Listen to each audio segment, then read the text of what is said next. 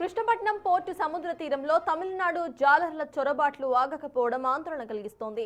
తాజాగా 6 తమిళ మత్స్యకారులను అరెస్ట్ చేసి వారి బోటును స్వాధీనం చేసుకున్నారు పోలీసులు. మార్చి 17న జువ్వెలదిన్న హార్బర్ వద్ద పాండిచ్చేరి కర్తకల్ బోట్లు మిస్సింగ్ తో పెను వివాదం రాచుకుంది. బోట్లు మిస్సింగ్ తో సముద్రంపై ఏపీ మత్స్య శాఖ, పోలీస్, మెరైన్ అధికారులు నిఘాను ఉంచారు.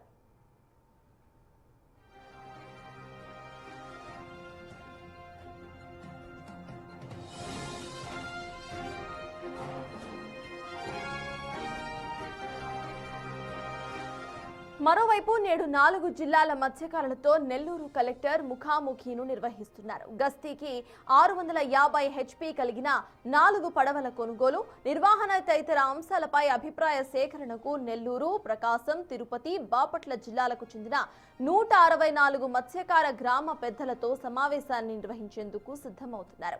మత్స్యకారుల డిమాండ్తో ఇప్పటికే టాస్క్ ఫోర్స్ ను ఏర్పాటు చేశారు. 2 బోట్లతో నిత్యం గస్తీ కొనసాగిస్తున్నారు.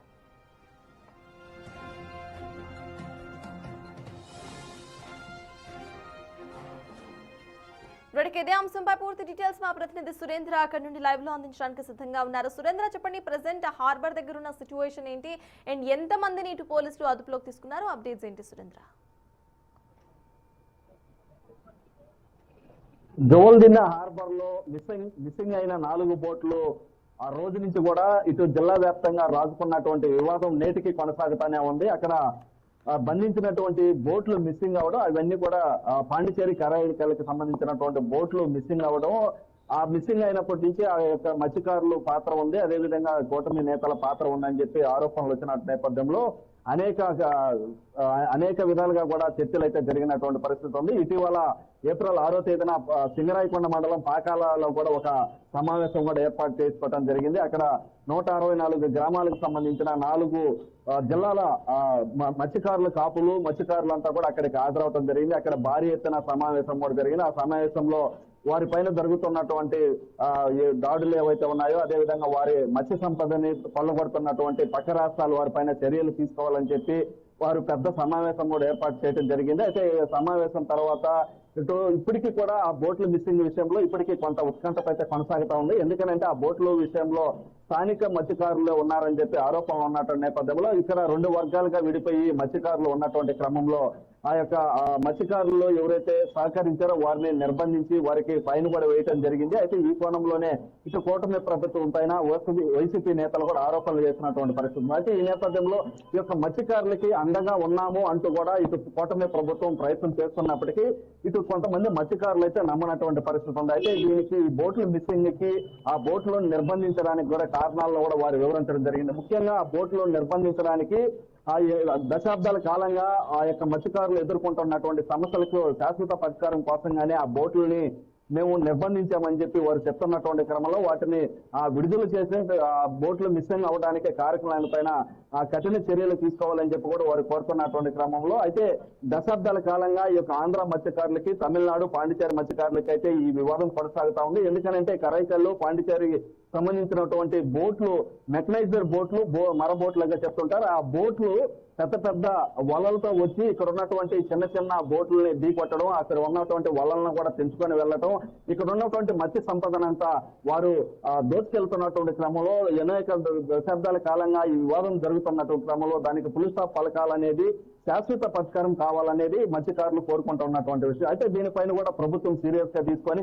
ఒక కమిటీ వేయడం జరిగింది. నిత్యం గస్తీ కూడా ఏర్పాటు చేశారు. ఒక టాస్క్ ఫోర్స్ కూడా ఏర్పాటు చేసి దాదాపుగా 15 రోజులుగా ఈ యొక్క టాస్క్ ఫోర్స్ కూడా ఏర్పాటు చేసి అక్కడ ఏదైతే వారికి సంబంధించిన ఆంధ్ర మత్స్యకారులకు సంబంధించి 12 నాటికల్ మైల్ ఏదైతే ఉంటుందో అక్కడ వరకు కూడా ఈ గస్తీ ప్రతిరోజు నిర్వహిస్తుంటుంది. దీంట్లో ముఖ్యంగా మత్స్యశాఖ అధికారులు, పోలీసు, మెరైన్ అధికారులు కలిసి దాంతో పాటుగా కొంతమంది మత్స్యకారు కాపులు కూడా ఈ యొక్క టాస్క్ ఫోర్స్ సిబ్బందులు ఉంటారు. వారంతా కూడా ప్రతిరోజు గస్తీ నిర్వహిస్తుంటారు. అయితే ఈ గస్తీ నిర్వహిస్తున్నటువంటి క్రమంలో ఈ గస్తీని ఏర్పాటు చేసినటువంటి రోజు నుంచి కూడా ఇప్పటికి 4 తమిళనాడు, పాండిచేరి బోట్లను కూడా పట్టుకోవడం జరిగింది. ఆ 4 బోట్లు కూడా మళ్ళీ జోవల్దిన్న హార్బర్ దగ్గర ఉంచడం జరిగింది. దాంట్లో కొంతమంది తమిళ జాలర్లను కూడా ఇటు బోగోలు, కావలి పోలీస్ స్టేషన్ కూడా కేసులు నమోదు చేయడం జరిగింది. అయితే ఇప్పుడు ప్రభుత్వం సీరియస్ గా తీసుకున్నటువంటి విషయంలో ఈ పక్క రాష్ట్రం నుంచి వచ్చేటువంటి బోట్లు ఆట కట్టించేటువంటి పనిలో ఈ యొక్క టాస్క్ ఫోర్స్ అయితే నిమగ్నం అయ్యింది. దాంతో పాటుగా ఈ నెల్లూరు జిల్లా కలెక్టర్ కూడా ఇటు నెల్లూరు, ప్రకాశం, బాపట్ల, తిరుపతి జిల్లాలకు సంబంధించినటువంటి మత్స్యకారులతో నేడు ఒక సమావేశం కూడా ఏర్పాటు చేశారు. అంటే ప్రభుత్వం నుంచి మత్స్యకారులకు అందిస్తున్నటువంటి బెనిఫిట్స్ ఏవైతే ఉన్నాయో ఆ బెనిఫిట్ ని వారికి తెలియపరిచే విధంగా, అదే విధంగా అక్కడ పక్క రాష్ట్రాల నుంచి 650 HP కలిగినటువంటి బోట్లు ఇక్కడికి వస్తున్నటువంటి క్రమంలో అలాంటి బోట్లు కూడా ఆంధ్ర మత్స్యకారులు వాడాలి, వారికి కావాల్సినటువంటి కొనుగోలు విషయం కావచ్చు, దాని నిర్వహణ తదితరైన అంశాలపైన కూడా ఇటు అభిప్రాయ సేకరణకు నేడు టౌన్ హాల్లో ఒక సమావేశాన్ని కూడా ఏర్పాటు చేయడం జరిగింది. ఆ సమావేశంలో ఈ 164 గ్రామాల మత్స్యకారులందరూ కూడా పాల్గొంటారు. వారందరికీ వీటిలన్నిటిపైన కూడా క్షుణ్ణంగా వివరించేటువంటి పరిస్థితి ఉంది.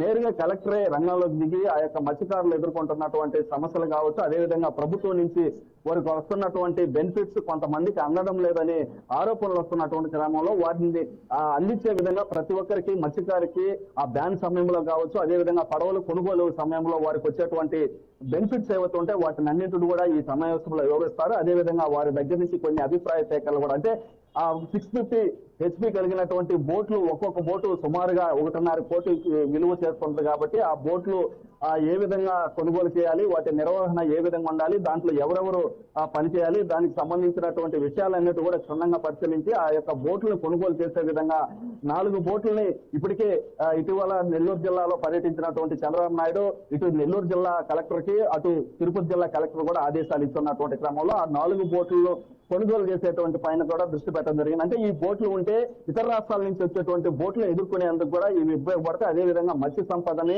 ఇంకా మత్స్యకారులకు ఉపయోగపడే విధంగా కూడా ఈ బోటు ఎక్కువ చేపల్ని వేటలో తీసుకొని వచ్చి వారు వ్యాపారాలు చేసుకునే విధంగా ఉపయోగపడుతుంది. కాబట్టి బోట్లను కొనుగోలు చేసే విధంగా కూడా ఇటు ప్రభుత్వం అయితే చర్యలు తీసుకుంటుంది. అయితే ఇటు మొత్తం మీద కూడా ఇక్కడ మత్స్యకారులు 2 వర్గాలుగా ఏర్పడేది కూడా ఒక ఆరోపణ వస్తా ఉంది, విమర్శలు కూడా వస్తా ఉన్నాయి. అయితే దీనికి సంబంధించి కొన్ని ఇప్పుడు ఏవైతే నిన్న పట్టుకున్నటువంటి కృష్ణాపట్నం పోర్టు వద్ద కూడా ఒక బోట్ ని నిన్న సాయంత్రం పట్టుకోవడం జరిగింది ఈ యొక్క టాస్క్ ఫోర్స్ సిబ్బంది. అయితే దాంట్లో ఉన్నటువంటి మత్స్యకారులు ఎవరైతే ఉన్నారో ఆ బోటు ఇటు తమిళనాడుకి సంబంధించిన బోటు అయినప్పటికీ దాంట్లో ఉన్నటువంటి మత్స్యకారుల మటుకు ఇటు ఆంధ్రాకి సంబంధించినటువంటి మత్స్యకారులు, అదేవిధంగా స్థానిక మత్స్యకారులు కావడం గమనార్హం. అయితే ఈ నేపథ్యంలో 2 వర్గాలుగా వీరు ఉండటంతో వారిని అందరినీ కూడా ఒకే తాటిపైకి తెచ్చి మత్స్యకారులకి ఎలాంటి ఇబ్బందులు లేకుండా వారిని ప్రభుత్వంకి ఎప్పుడు కూడా ప్రభుత్వం మత్స్యకారులకు అండగా ఉంటుందని చెప్పేటువంటి ప్రయత్నం చేస్తున్నటువంటి క్రమంలో ఈ సమావేశాలన్నీ కూడా జరుగుతూ ఉన్నాయి. అయితే ప్రధానంగా మత్స్యకారులు వారికి వచ్చినటువంటి సమస్యల్లో ఏవైతే